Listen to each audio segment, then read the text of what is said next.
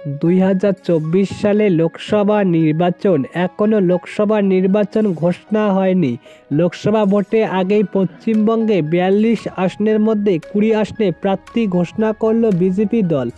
একাধিক আসনে নতুন মুখ এবং বড় চমক দিয়েছে এবার বিজেপি। ভিডিওটি শেষ পর্যন্ত দেখুন। চ্যানেলে নতুন হলে সাবস্ক্রাইব করুন, পাশে থাকা বোতামটি বাজিয়ে দিন। পশ্চিমবঙ্গে 42 আসনের মধ্যে 20 আসনে প্রার্থী ঘোষণা করল বিজেপি।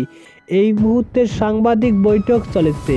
কুচবিহার থেকে প্রার্থী হয়েছে নীতিশ প্রামাণিক, আলিপুরদুয়ার থেকে মনোজ টিগ্গা, বালুরঘাট থেকে ডক্টর সুকান্ত মজুমদার, মালদা উত্তর থেকে খগেন মুর্মু, মালদা দক্ষিণ থেকে শিল্পা মিত্র চৌধুরী, বহরমপুর থেকে ডক্টর নীলবর কুমার শাহ, মুর্শিদাবাদ থেকে গৌরীশঙ্কর ঘোষ, রানাঘাট থেকে জগন্নাথ সরকার, বনগাঁ থেকে শান্তনু ঠাকুর, জয়নগর থেকে অশোক ভান্ডারী, যাদবপুর থেকে ডক্টর অনির্বাণ গাঙ্গুলি, হাওড়া থেকে ডক্টর রতিন চক্রবর্তী, হুগলি থেকে লকেট চ্যাটার্জি, কাঁথি থেকে সৌমেন্দু অধিকারী, ঘাটাল থেকে হিরণময় চট্টোপাধ্যায়, বাঁকুড়া থেকে সুভাষ সরকার, পুরুলিয়া থেকে জ্যোতির্ময় সিং মাহাতো, বিষ্ণুপুর থেকে সৌমিত্র খা, আসানসোল থেকে পবন সিং, বোলপুর থেকে প্রিয়া শাহ।